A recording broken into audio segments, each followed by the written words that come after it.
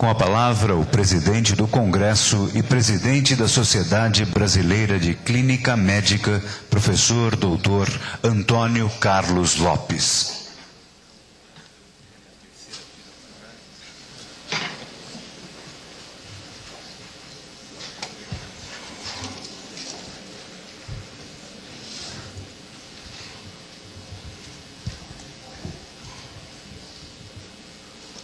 Prezados componentes da mesa, todos já devidamente identificados, nossos homenageados, senhoras, senhores, colegas, nossos estudantes, um grande número aqui presentes.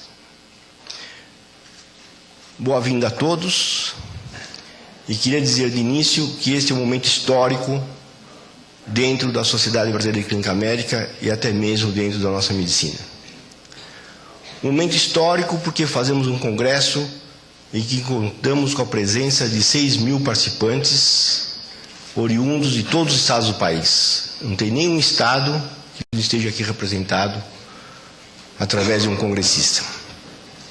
Histórico porque nós pudemos trazer para a abertura desse congresso vários professores que representam realmente o esteio da nossa medicina. Se aqui estamos hoje, com certeza, muito devemos a eles. Todos dotados de um senso humanístico muito grande, de uma cultura muito grande, e que nos estão legando um exemplo e que estamos tendo, então, a oportunidade de seguir. Evidentemente que vários aspectos eu poderia abordar com os senhores nesse momento, nessa abertura deste congresso. Pensei e achei que a situação é bastante oportuna para que resgatássemos um pouco a história da Sociedade de Clínica Médica, uma vez que eu considero esse momento como sendo o resgate do clínico no país. Eu não tenho a menor dúvida de que esse congresso resgata definitivamente a posição do clínico na medicina nacional e coloca o clínico no local que lhe é de direito na prática médica, com o respeito de todos os seus colegas de outras áreas, de outras especialidades, com o respeito da comunidade, o que é muito importante e que traz uma contribuição muito grande para a prática médica nos dias de hoje.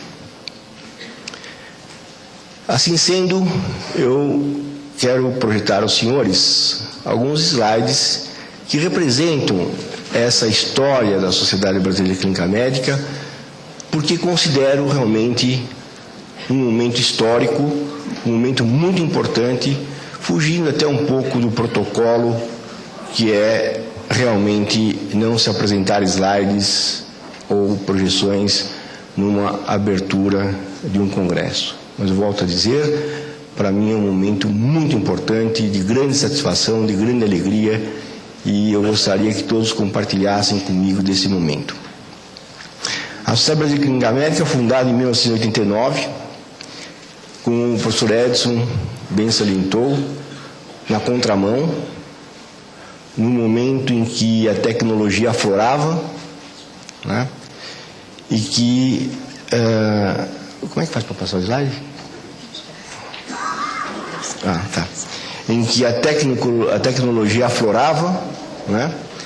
E que naquele momento, eu conversando com meu grande mestre, meu grande professor, o professor Oswaldo Ramos, dizendo a ele que eu pretendia criar a Sociedade Clínica Médica, e ele dizia: isso é uma besteira que você vai fazer. Você não vai conseguir fazer nunca mais um congresso com mais do que 50 pessoas. A máquina está tornando o homem transparente e você não vai mais conseguir resgatar o clínico. Eu disse ao Dr. Oswaldo: pois é, eu vou fundar a sociedade e o senhor será o nosso patrono. Vamos ver o que acontece. Bem, nesse momento, alguns eixos estratégicos foram importantes. Em primeiro foi realmente reviver a relação médico-paciente numa época em que não se falava mais sobre isso, né? O resgate da relação médico-paciente. Outro eixo estratégico muito importante foi o resgate do humanismo, sempre presente nos nossos congressos, nos nossos eventos. Humanismo na prática médica. O terceiro foi a democratização do conhecimento. A sociedade assumiu o compromisso de levar o conhecimento às regiões menos favorecidas do país, através de jornais, revistas e eventos lá realizados. Em quarto lugar, não admitir de forma alguma a exclusão, né? Em todos os níveis onde ela poderia atuar. Nessa fotografia, os senhores veem a fundação da sociedade, né? Que ocorreu na sede da Associação Paulista de Medicina, e eu me lembro muito bem que quando nós montamos essa mesa, a plateia esvaziou, porque lá só estavam presentes os que iam participar da abertura. A plateia esvaziou. Pois bem, continuamos, e o nosso grande professor, Oswaldo Ramos, o patrono então da sociedade, um clínico excepcional, dotado de uma inteligência brilhante, grande capacidade de trabalho. Eu podia dizer que se a Escola Paulista, a Unifesp, hoje é o que é, em grande parte deve a ele, né? Passou então a ser um dos nossos incentivadores e passou a entender que realmente nós tínhamos condições de resgatar a clínica médica, de resgatar o clínico, que se fazia necessário naquele momento, inclusive interferir no próprio currículo das escolas médicas. O primeiro Congresso Brasileiro de Clínica Médica aconteceu na cidade de Belém. Ao tentarmos fazer esse congresso em São Paulo, não havia a menor possibilidade, todos achavam graça, mas clínica médica, existe isso? Para quê? Por quê? Bom, qual foi então o nosso ponto de vista? Vamos fazer num lugar distante, onde naquela época o conhecimento tinha mais tempo, demorava mais para chegar, isso já não acontece mais hoje, nos dias de hoje, felizmente, né? Mas naquela época era assim, 89.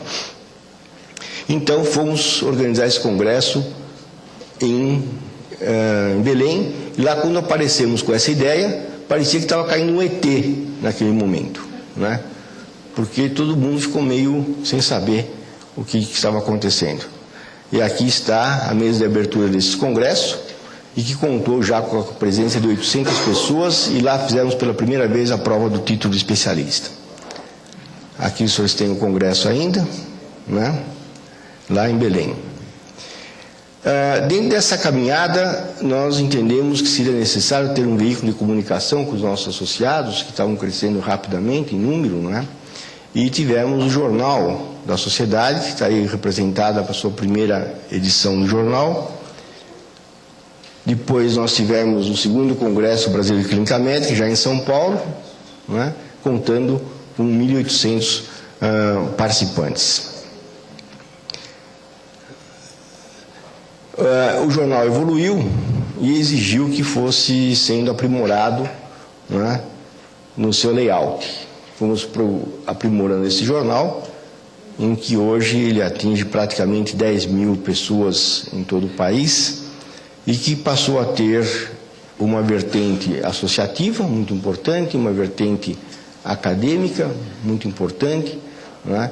E que nos trouxe bastante satisfação, porque a sociedade passou a ficar em contato com os seus associados. E hoje esse jornal, me adiantando um pouco, encontra-se inclusive disponível por meio eletrônico, além dos boletins eletrônicos que saem a todos os meses pela sociedade. A sociedade foi fundada, foi criada a sua sede na Associação Médica Brasileira, no fundo da Associação Médica Brasileira, numa sala em que nos foi cedida, que tinha mais goteira do que telhado praticamente, né? Totalmente sem cuidados, etc. E assim nós fomos e chegamos ao terceiro congresso também em São Paulo, já com mais de 2.000 participantes, e logo em seguida tivemos condições de comprar a nossa sede própria na Vila Mariana. Está aqui a inauguração dessa sede, e o nosso patrono, o professor Oswaldo Ramos, aqui encerrando a placa da inauguração da sede própria, da primeira sede própria da sociedade, e com um imóvel próprio nosso, e hoje nós temos uma sede bastante completa, como verão mais adiante, também patrimônio da Sociedade Brasileira de Clínica Médica. Aqui nós temos o 4º Congresso Clínica Médica também em São Paulo, já contando com 3.000 participantes, e novamente o jornal exigiu um novo layout, né? E aí nós divulgamos a campanha nacional de valorização do clínico, e que realmente foi muito importante porque posicionou a sociedade de uma maneira bastante marcante dentro do associativismo nacional e dentro do próprio ensino médico do país. Um novo visual do jornal, e aqui nós temos o 5º Congresso Brasileiro de Clínica Médica, Sociedade Brasileira de Clínica Médica. É muito importante que se diga que a sociedade passou então a ser reconhecida nesse momento pelo American College of Physicians, e passou a ser então a única sociedade reconhecida fora dos Estados Unidos pelo American College.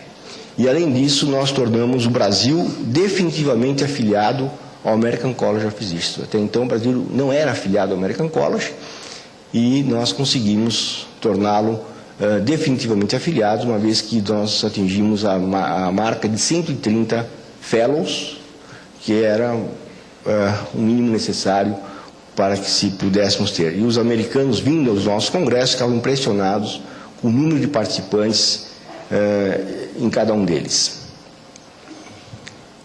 5º Congresso. Aqui nós temos já o 1º Simpósio Nacional de Clínica Médica, o 6º Congresso Brasileiro de Clínica Médica, o 2º Simpósio Internacional, e com o evoluir do tempo houve necessidade também de nós atualizarmos o nosso logotipo, e aqui nós estamos diante da nossa sede já definitiva, né, em que nós temos 4 secretárias em tempo integral, né, uma sede totalmente equipada, totalmente informatizada, e hoje nós temos então um patrimônio bastante representativo, né? Os congressos vieram acontecendo em nível internacional, nacional a cada 2 anos, e temos ainda o PROCLIN, que é um programa de educação médica continuada, em que nós temos praticamente 8.000 assinantes desse sistema de educação continuada, que conta pontos para a revalidação do título de especialista, devidamente registrado na Associação Médica Brasileira, e que representa um marco histórico no que diz respeito à adesão a um programa de educação médica continuada com temas extremamente importantes para o clínico. O 2º Congresso Internacional de Clínica Médica já contou com praticamente 4.000 congressistas, né? Aqui está representado mais o 8º Congresso de Clínica Médica, e nós temos então já há algum tempo, né, a revista da Sociedade de Clínica Médica entrando no Cielo e já presente no Lilacs há alguns anos. É uma revista que reúne artigos originais, artigos de divulgação, artigos de revisão, fundamentalmente, relatos de casos. Tem um perfil muito bom para o clínico, é uma revista direcionada ao clínico e que sai com uma tiragem aproximada de uns 8.000 exemplares. E nesse mês, alguns meses atrás, melhor dizendo, nós atualizamos o jornal também, dando mais força associativa a esse jornal, né, vinculando ele mais às atividades associativas e não esquecendo também o seu componente científico, que é bastante importante. Nesse crescer, nós contamos com 17 regionais, 17 estados, né? Cada estado faz o seu evento anual, né? De tal forma que nós temos, no mínimo, 15 eventos anuais de clínica médica em todo o país. Mas eu não poderia deixar de comentar com os senhores um outro aspecto muito importante que, no resgate do clínico, no resgate da Sociedade Brasileira de Clínica Médica também, em que foi o que vem sendo a disciplina de clínica médica da Universidade Federal de São Paulo, da Escola Paulista de Medicina, da qual eu sou professor titular. Evidentemente que nós procuramos sempre o resgate do humanismo na prática médica. Não podíamos concordar em que nossos pacientes ficassem num ambiente totalmente desfavorável, totalmente até mesmo desumano em algumas situações, onde a relação médico-paciente estava extremamente comprometida. Então, com o apoio da iniciativa privada, nós conseguimos fazer a reforma de vida na enfermaria masculina, na enfermaria feminina, E aqui eu vou apresentar aos senhores algumas das imagens que caracterizam essa reforma. Temos aqui a ala masculina, por exemplo, totalmente de granito, né? Seus corredores todos de granito, os quartos todos com frigobar, televisão, né? Camas adequadas, o corredor de granito de ponta a ponta, né? E nós podemos observar aqui a entrada da nossa UTI. Na mesma área física, nós temos uma unidade de tratamento intensivo comparável às melhores do país. Não falta absolutamente nada nessa UTI. Quando eu passo em algum hospital e encontro algo que lá nós não temos, em uma semana esse equipamento é adquirido. E nós temos alguns equipamentos que só nós hoje possuímos no país. Então, na mesma área física, nós temos o departamento de terapia intensiva, o setor de terapia intensiva aqui representado. E nós temos o que é mais importante. Nada disso adiantaria se não existisse humanismo na prática médica, se não existisse carinho ao paciente. E uma característica fundamental da nossa enfermaria, que é uma enfermaria exclusivamente para o Sistema Único de Saúde, é quando o paciente entra, ele passa a ter um médico responsável por ele. E esse médico, muitas vezes, está na figura do aluno, em que reporta ao paciente todos os procedimentos que serão feitos com ele, como os procedimentos serão executados, transmite a eles o resultado dos exames e transmite a eles notícias desagradáveis ou notícias agradáveis, sempre respeitando aquele ser humano que lá está e que não pode ser tratado de forma diferente daquele que é tratado no hospital particular. Nós não admitimos, de forma alguma, 2 pesos, 2 medidas. Que no hospital particular o paciente receba um tratamento e que lá receba outro.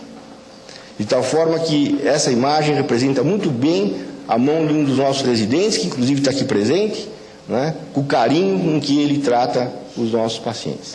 Né. Nada disso valeria granito, frigobar, televisão, etc., né, terapia intensiva, sala cirúrgica, na mesma área física, porque os nossos clínicos aprendem procedimentos cirúrgicos, são da alçada do clínico, se não houvesse o humanismo dentro desse contexto todo, se os nossos clínicos não aprendessem a respeitar o paciente e dando a eles todas as informações devidas. Né? Ninguém é operado sem saber o que vai acontecer com ele. Né? Ele é preparado devidamente. Nós temos nesse ambiente um gabinete dentário com tudo que existe de última geração. E os pacientes lá internados, enquanto ficam internados, recebem um tratamento dentário que muitas vezes tem vínculo com a doença que gerou a internação e muitas vezes não tem, mas é a oportunidade de receber um tratamento dentário adequado. É o único local do mundo onde existe, dentro de uma enfermaria de clínica médica, um consultório dentário.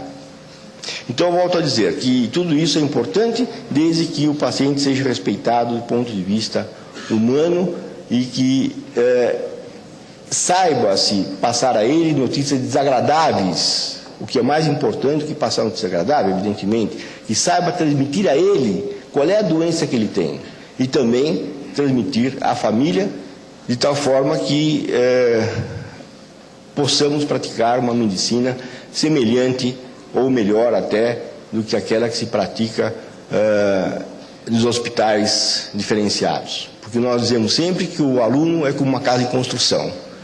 Tinta jogada no reboco de uma casa em construção não sai nunca mais. Se for boa, ficará boa. Se for ruim, será ruim para sempre. E depois de uma casa construída, podemos pintá-la da cor que quisermos, porque basta raspar que a tinta sai e colocamos outra. Dando continuidade, então, a essa nossa apresentação, eu queria passar por outro item extremamente importante, que é realmente a presença, no que diz respeito à presença dos nossos homenageados. Evidentemente que os homenageados aqui presentes dispensam, para os mais velhos, um pouco qualquer tipo de apresentação.